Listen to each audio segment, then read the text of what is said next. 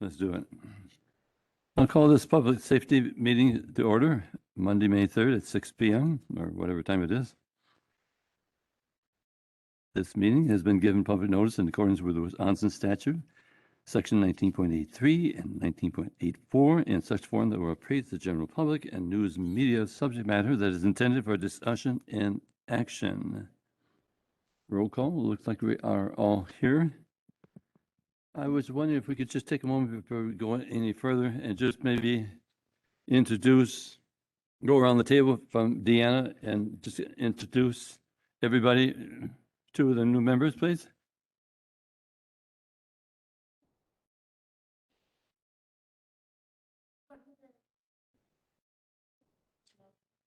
Everybody else can give their own name, that's fine. Thank you.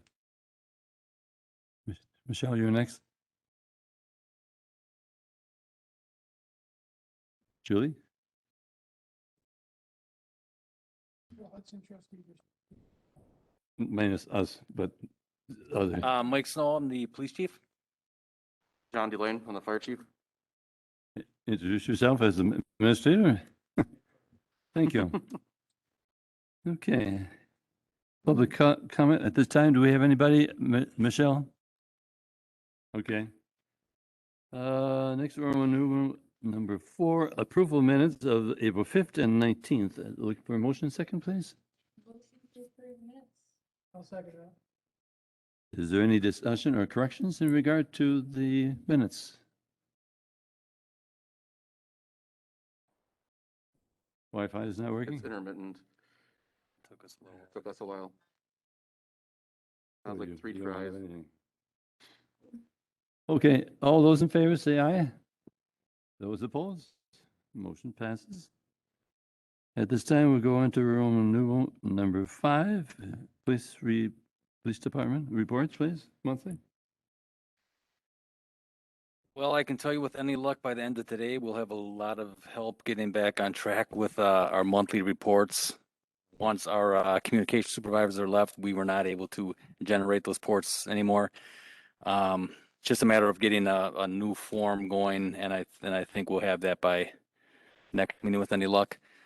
Just some updates though.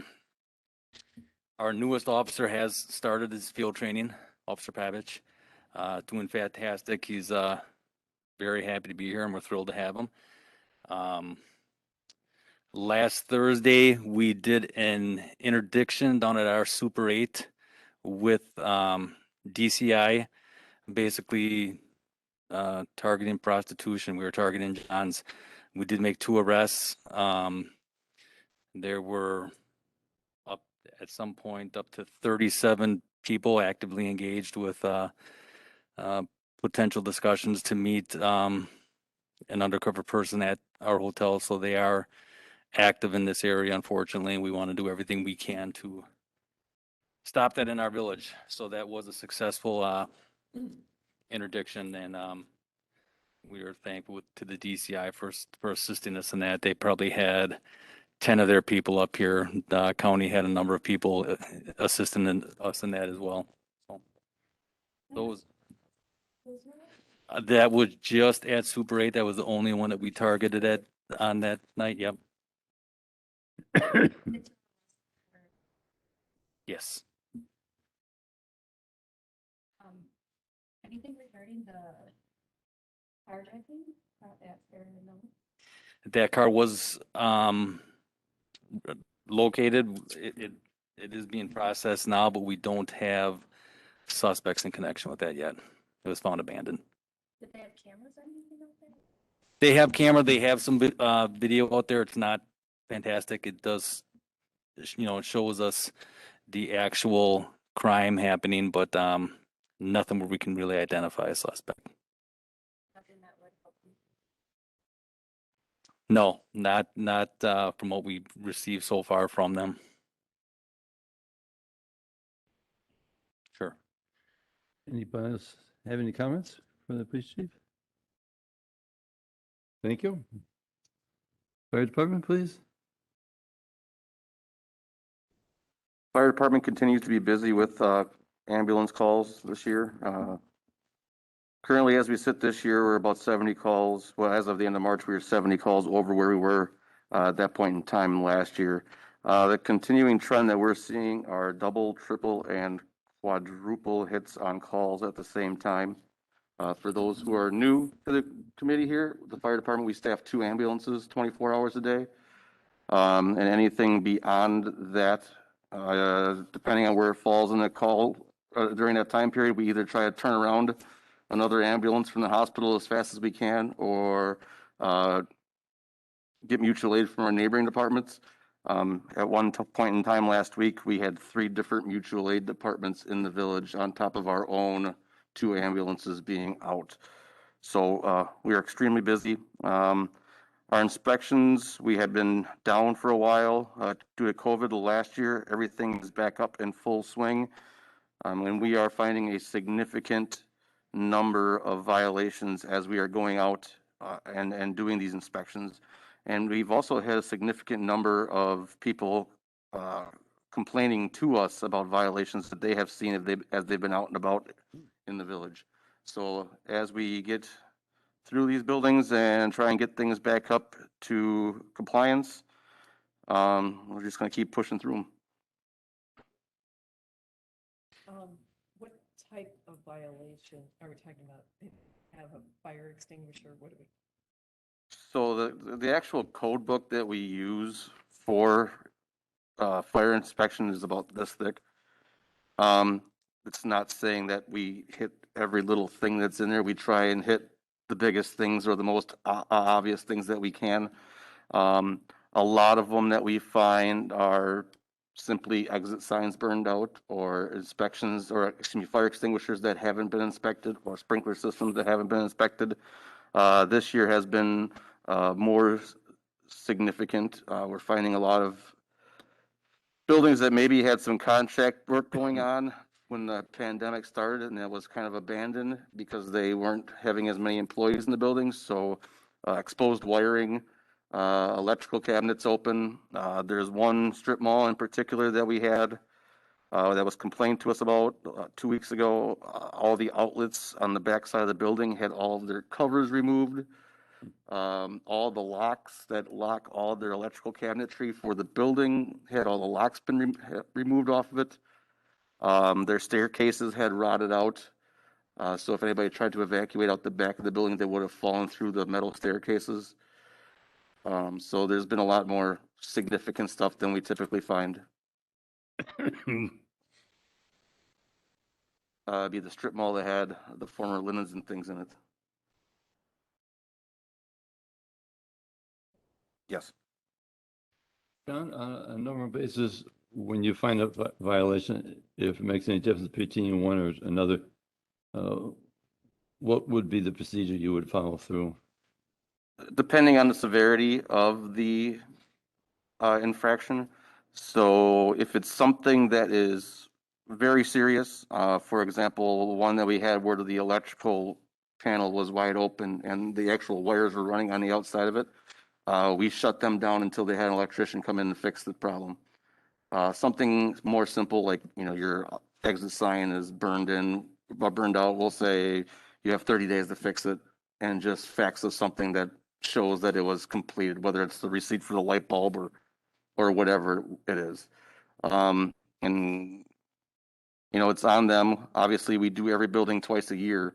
So in 6 months, if we go back there and find that it hasn't been repaired, but they faxed us our confirmation letter that said they did, then we have other issues. But for the most part, we give everybody about a month to get things fixed. Thanks for explaining that. Oh, for them. It is. So were these violations on? They were actually on the outside of the building. So of the empty mall. So, which does also present challenges in and of itself, because when they are empty, we do have a harder time getting into them. And we do, any place that does have a sprinkler system, we do require them to have a Knox box key so we can get into each individual unit. But typically we don't do that when the unit is vacant for a couple of different reasons. One, it could be under a burglar alarm and we don't want to set off that burglar alarm. And number two, we also don't necessarily want to be in that building unless it's an emergency without the owner of that building knowing that we're in there. Anybody else have any other questions for the fire chief? Difference in ambulance calls year over year, last year to this year? So I only have data in front of me that goes through the end of March. And as of the end of March, we are 70 over last year. I understand that. The reason why you're getting called. That's hard to explain. I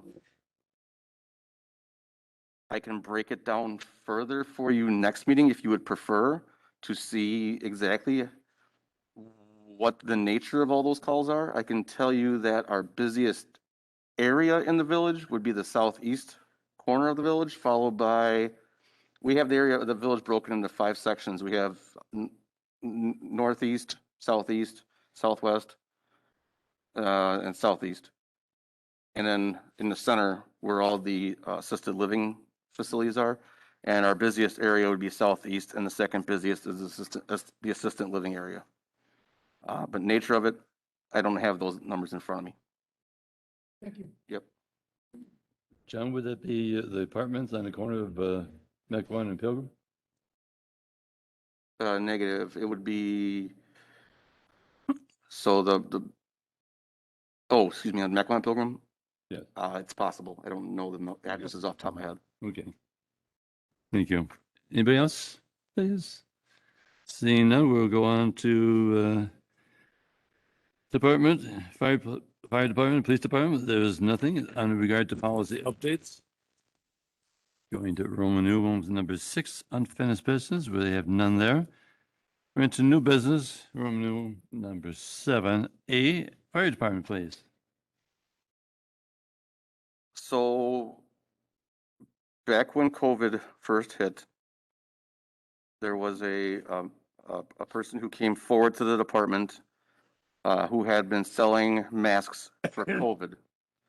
All of the proceeds that they had received for selling the masks, they were going to donate to the fire department for us to purchase an extractor washer, which is a special washer for washing fire gear, which we had never had before.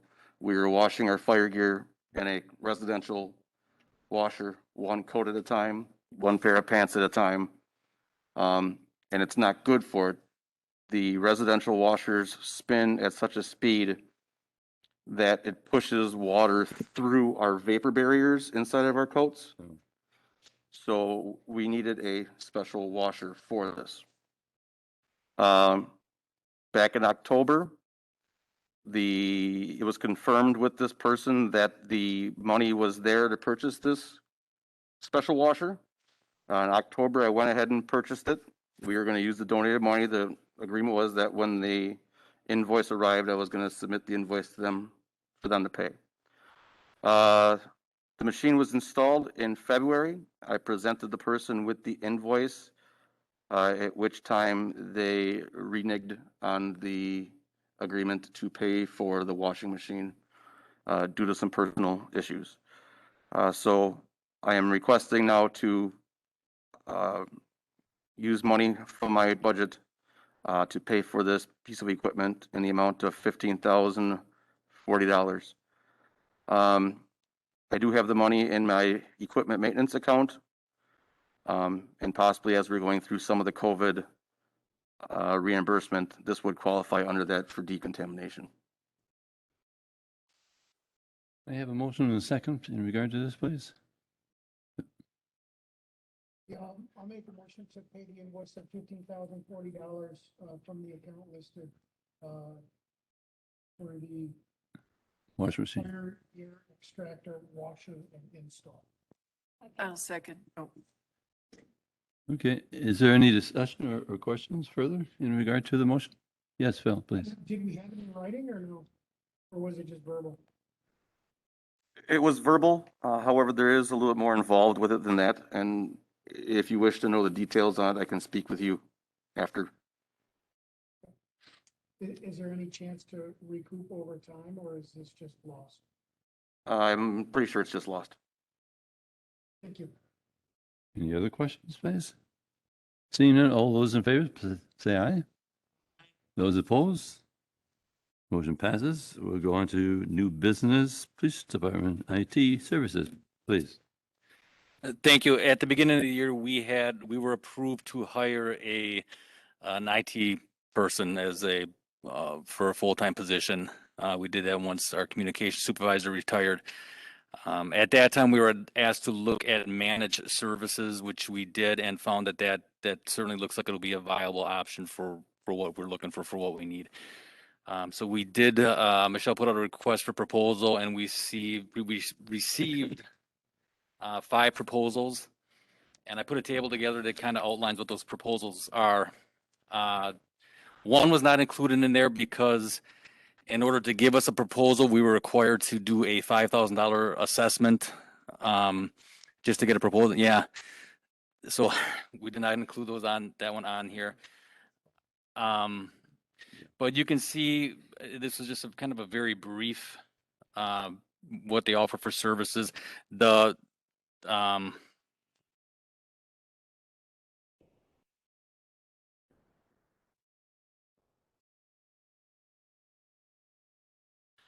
packet does give a more detailed explanation of their services, but in a nutshell, and after considering all the proposals, we are requesting to move forward with SBA. Steve Stores has worked for the village for a number of years, and you can see his numbers are lower, but in addition to that, he is also guaranteeing that he will be on premise for 10 hours per week. And that's going to be important for us. We can get on site with the other providers, but those would be billed additionally. Okay. What proposal or proposal, how was that put up? How was the proposal they know that?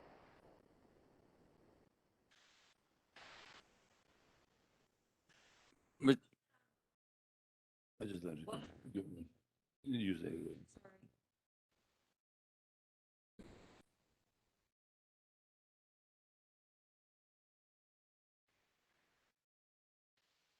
We posted it on the League of Municipalities RFP board, which you can sign up for if you're a company, and then you automatically get an alert that there's an RFP. We did get inquiries via that from multiple companies. Thank you.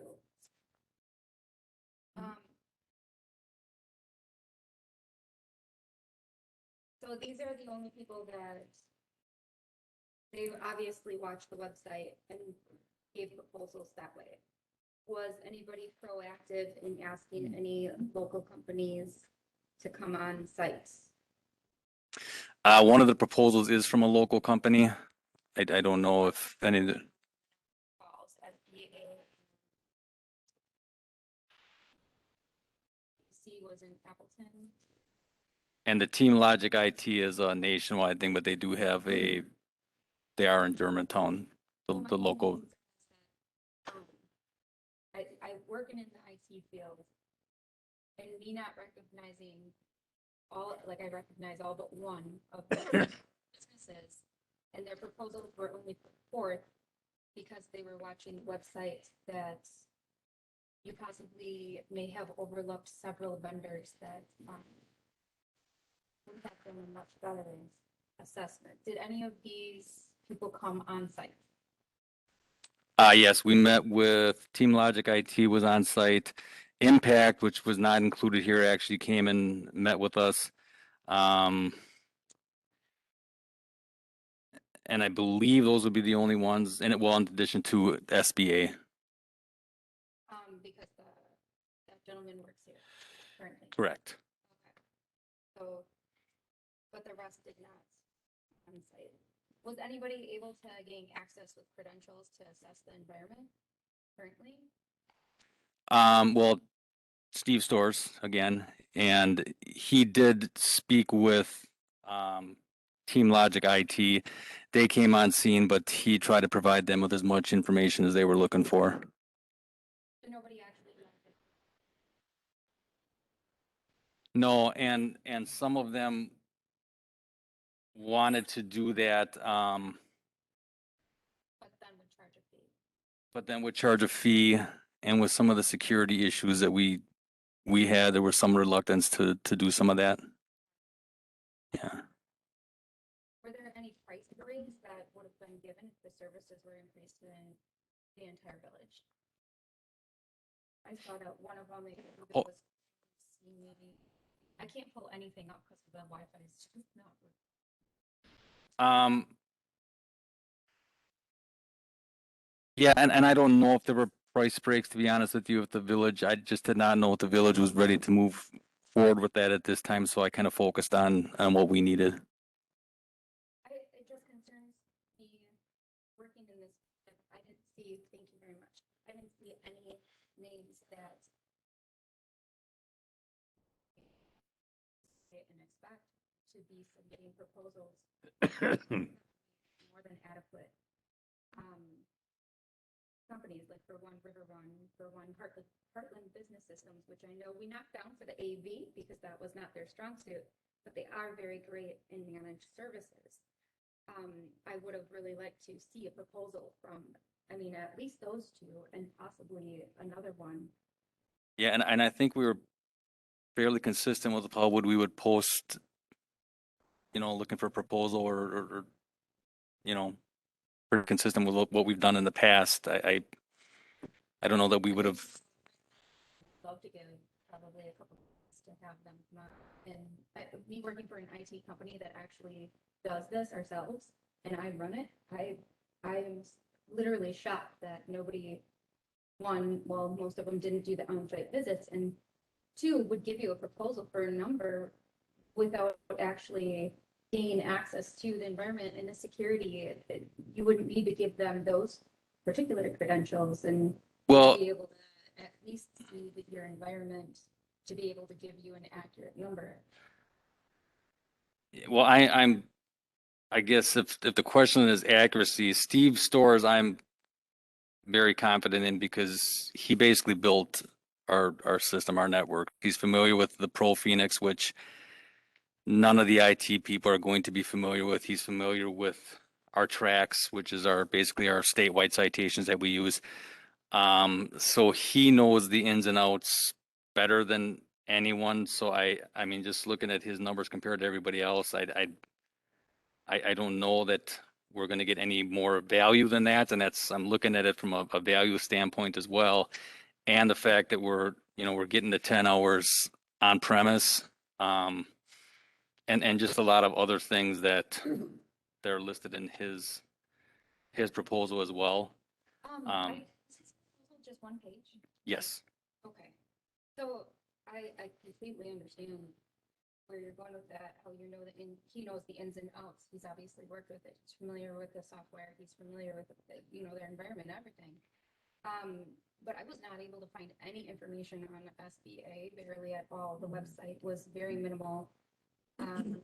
Nothing on LinkedIn. I tried researching this company and even asking several other companies if they've heard of that, which concerns me and makes me think that maybe he's the only one running the company. So if he gets COVID and he's out for 2 weeks, who's going to take his place? How many individuals in his company are trained as he is?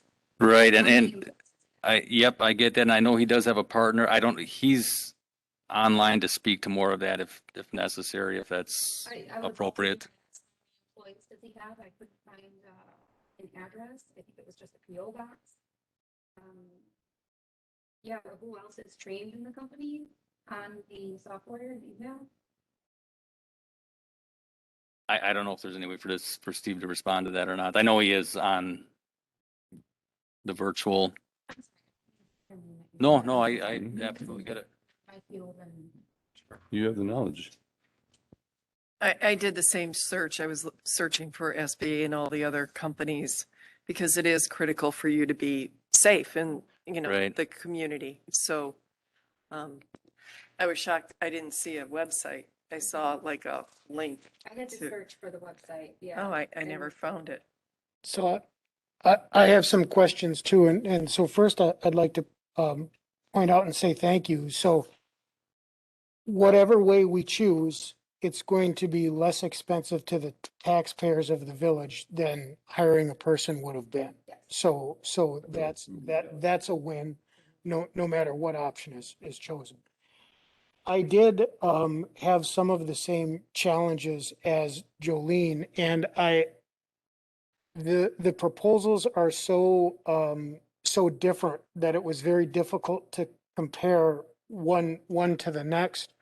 One of the things that I did see on the SBA is there's a $1,400 a year per server fee, which if you include that, it looks to me like we have 13 servers. Go ahead. I'm sorry. And I talked to Steve about that today. That's kind of in addition into something he said that should happen. It's basically a warranty on our servers that we don't have now. They're all out of warranty. But Yeah, and we're talking four servers is what he was talking about. so in one of, and I think this is part of the challenge that we're having. In one of the other proposals, they're talking about 13 servers.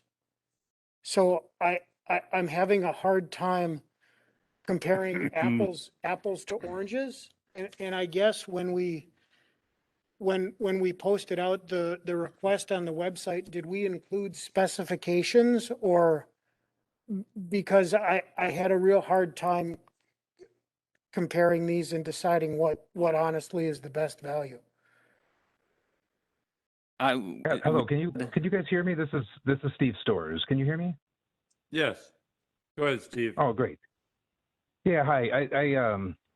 This is Steve Storrs. I work with the company called SBA. It's called Schultz, Bernstein and Associates. I've been working with that company since 1985. So I've been there for now 36 years. It's a small business. I work in the Washington County area and always have. I have been involved with the Village Hall and the police department for about 15, 20 years.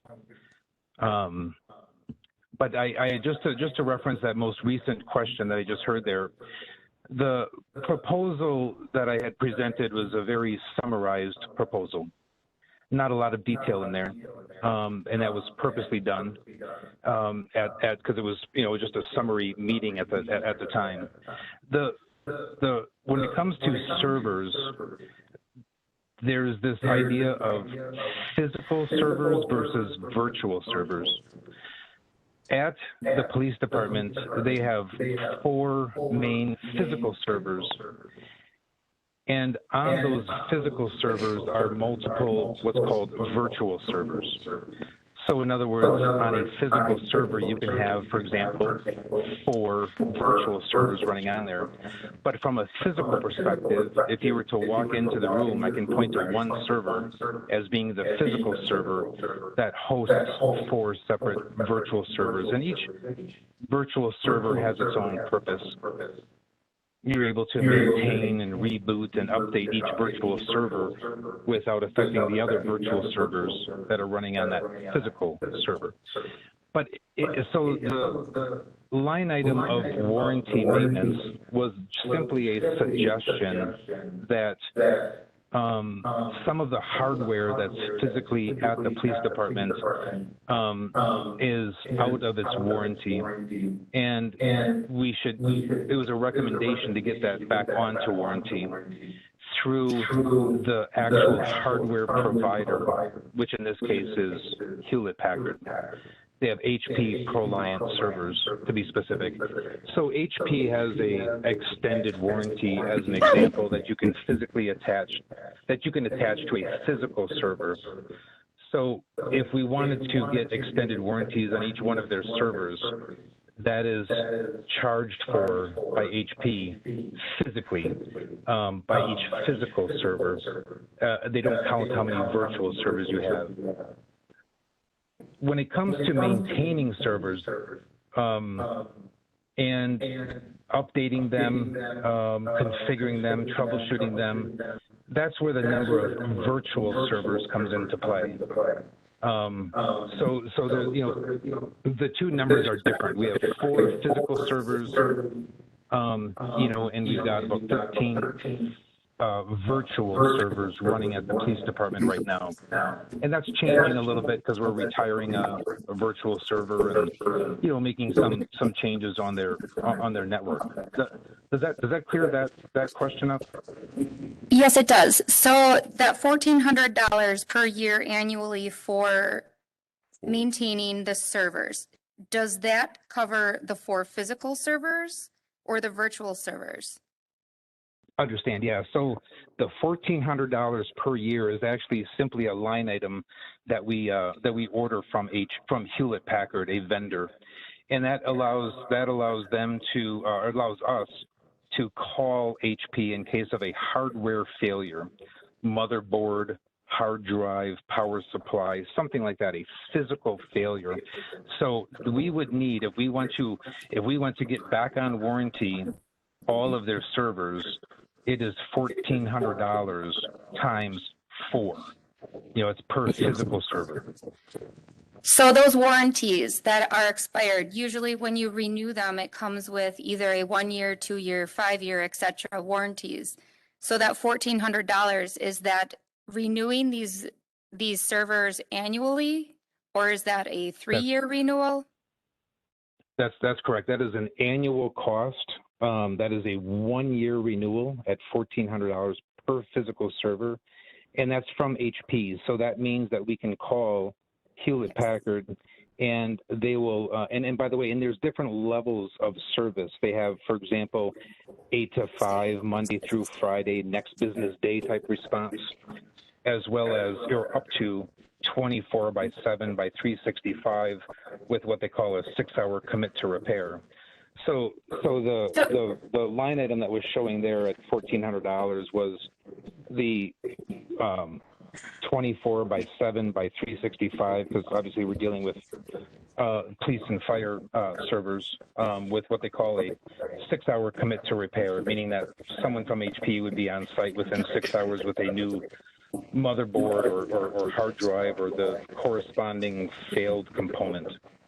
Were you able to provide them with a number for a 3-year renewal of their warranty?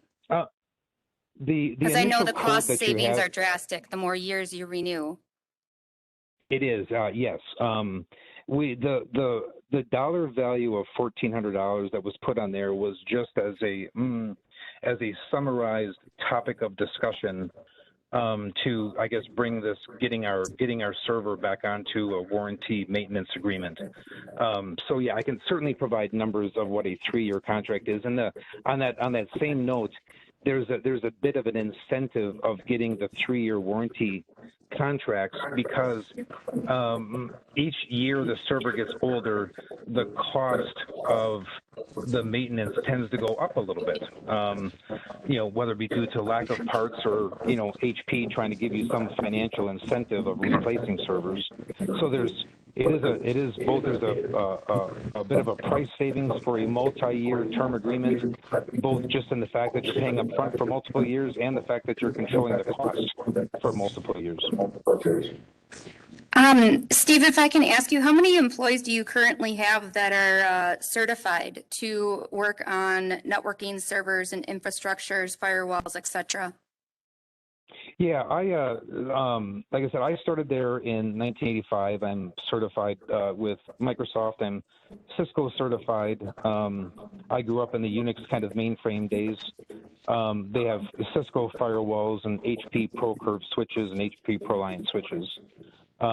So I have been the primary contact for the village of Germantown with the police department, and have supported them in the past.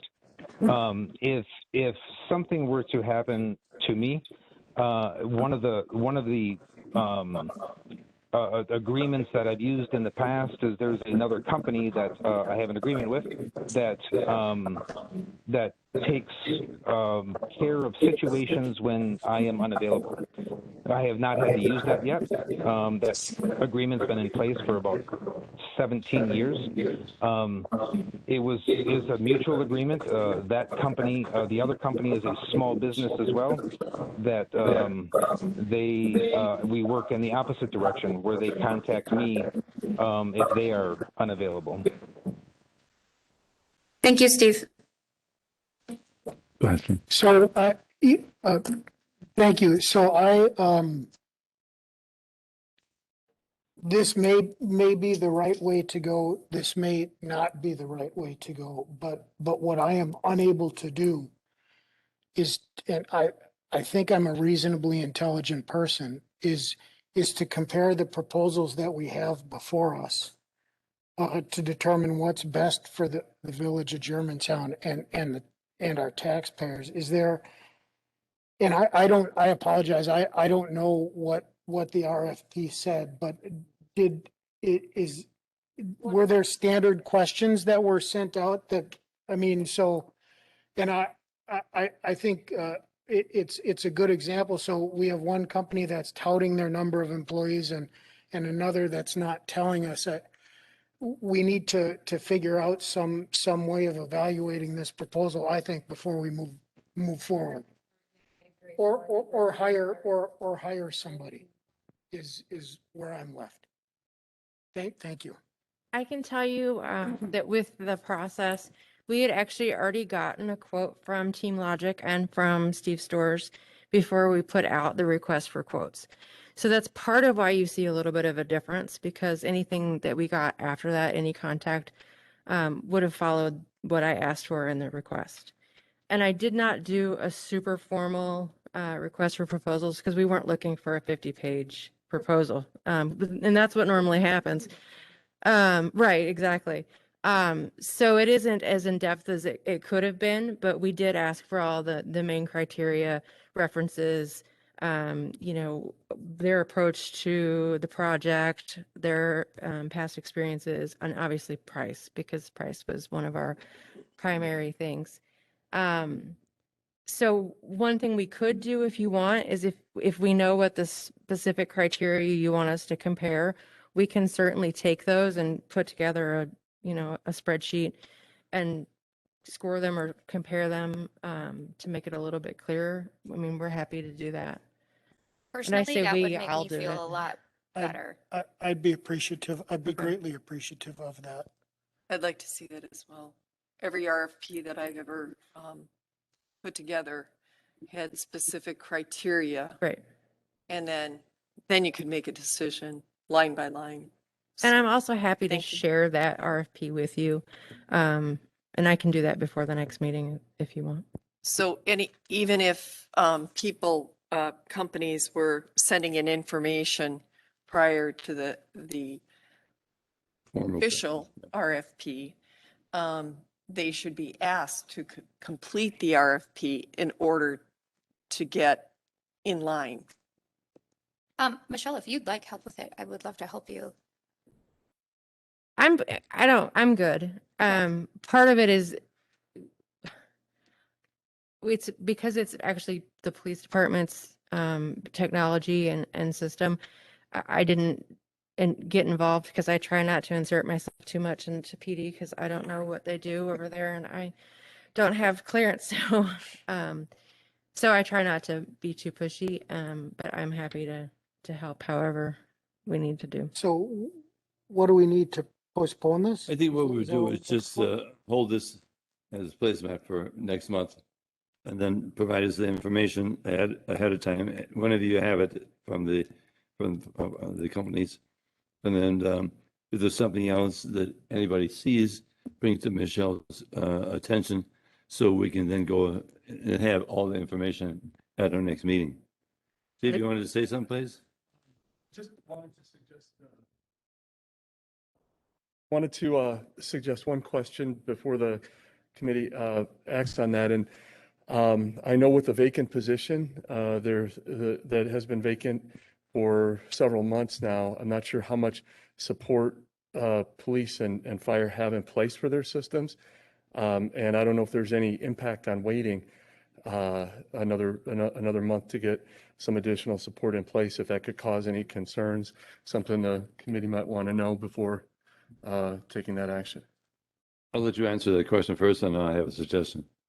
Yeah, it causes great concerns. We don't have IT people Okay. at our department. We had a communication supervisor that was new enough to get us through, which is why we recommended an IT person. When we were requested to go out and look at this option, we put the brakes on, we looked at this option. I'm just hoping that to come back by next month, we could certainly come to a resolution, because we're certainly getting further behind. We have reports that we haven't generated in months that we need to get generated, and we have just a lot of concerns without having that IT support in place. Same with the, That we can put this on the next village board meeting and possibly hold an additional public safety meeting right before. So like in 2 weeks from right now, we can hold another short meeting to discuss the new business, which would be unfinished business, and that before the village board meeting to have action taken in 2 weeks. Well, you're reading my simple mind, because that's why I was going to say. You wanted to say something, Steve? And I appreciate first of all, I appreciate the questions and the concerns. I think there were some good questions and some legitimate concerns that were raised tonight. And I think staff, if the committee decides to postpone for 2 weeks, we'll get together some additional score sheets. I think, however, as I'm listening to the conversation, I think a part of this is a lack of information that we have as an organization here. And I'll also just kind of add on that the police department, fire department aren't unique in this. We need a lot more background. I think we haven't put enough into our IT management. Another suggestion for the committee, there is a certain comfort level with the company, with Mr. Storrs, because he's had to have some involvement in the past. I think another approach to this would be to go forward as police and fire are recommending to the end of the year. And as part of that, gathering some of this additional information to actually go through a more thorough RFP process going forward. I think part of the struggle is that when it comes to some of the different types of access, accounting of servers, there's a lack of information that we have to actually ask the right questions, to provide the right information to vendors. And I think that maybe getting that information together over the next few months and going through a more rigorous RFP process might be helpful. I guess I'm a little concerned that it's been known that I work in this field, and you have a member sitting on your board that not even a recommendation of a couple names, or maybe even some assistance counting servers and which ones are physical and which ones are virtual, and HP Pro Alliant. Those are all things I am very familiar with and work with daily. So the fact that I wasn't even asked I sat on the board for the AV equipment and was able to recommend several names in my experience dealing with them daily. I am concerned about that. And I would like to get them adequate and proper IT support. And currently right now, what I'm seeing, this doesn't even cut it. And if they are our police department and our fire department, and that server goes down, and currently we don't have a warranty to get it back up in place because HP won't talk to you if you have an expired warranty. What happens if the police department servers go down right now? That's trouble. It is, and that's why we are looking to get this approved. And I want to get it resolved as quickly as possible. I would even be willing to meet within a week from now, because this should be front and foremost of a big concern for the police and fire stations right now. Absolutely. This is a hot topic. Can you hear me again? This is Steve Storrs. I'm sorry. Are you able to hear me again? I couldn't. Yes, we can hear you, Steve. You guys can hear me. Okay, good. That last concern, the misspoke in the fact that their HP servers that they run on, that the police department runs on, they are not out of warranty. They are coming out of warranty. It's going to happen within the next 3 months of time. So that this topic of extending the warranties was nothing more than was put on that proposal for nothing more than a topic that we need to get discussed and have renewed. We have had warranties on our servers always at the police department level. They have never lacked from their warranties. So the hardware warranty, the HP ProLine hardware warranty, was put on there for nothing more than a discussion, kind of outside of IT services, if you will, of just getting our servers, I shouldn't say back onto warranty, but get them renewed in a timely fashion. Does that make sense? Yes, it does. Thank you, Steve. I think we have all the information we need. Thank you. Jill, please. I hear what you're saying. I hear what you're saying. What I'd like to do is move this forward. I don't want to go out a year. Would it be acceptable to hire I guess Steve Stores for a 3-month period while we can evaluate the proposals and see if that's the route we want to go long term, or if we want to make a different choice? Is that an acceptable solution? I would like to see, yes, how about a month-to-month basis, not locked into any contract to get us Three through? months. 3 months. Yeah, 3 months is 3 fine. months. I would be okay with that too. But even if we don't find it in 3 months, to continue it monthly after that, just to make sure that there is coverage. That is the motion I'd like to put forward. I'd like to Second. put- Yeah, Julia, how do if you rate- Mr. Stores is amenable to that solution. Steve, did you hear that question to you? Yes. If you can hear me again, that's fine. I'm willing to work with you guys in any capacity that you wish. Thank you. Thank you, Steve. Thank you, Steve. Do you have that written down, Julie? Any other questions in regard to the motion that's on the floor? Seeing none, all those in favor, please? Aye. Those opposed? Motion passes. Very good. Good discussion.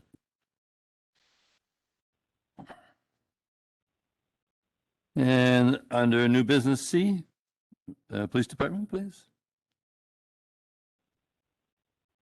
Last year, toward the end of the year, I implemented a use of force report where I would break down our use of force incidents quarterly. So I wanted to present that to you, and what you can see here for the first quarter, basically 2 active use of force and a number of instances where an officer displayed deadly force. Most of those were at the end of a high-speed pursuit, which tactically a high-risk stop is always conducted, and during a high-risk stop, the officer will display deadly force. But I did want to take some time to review, and I know we're getting toward the end of the meeting, so I will keep it brief today and maybe revisit this on a different day. Review our use of force policy or answer any questions. You have all heard that there have been a number of reform proposals, some of them at the state level, some at the national level. The state recently wrapped up an advisory committee to make some use of force proposals. That committee was in agreement on a number of issues and could not reach agreement on a number of other issues. Some of those where they did not reach agreement was the idea of the term proportionality, which is gaining a lot of steam across the nation. New Jersey recently changed their use of force to include that. The standard we have always used is objectively reasonable. That's from the Supreme Court decision, Graham versus Connor back in 1989, and says that an officer is to be judged based on what a reasonable officer would do in his place, basically. At the end of the day, that's kind of what it says.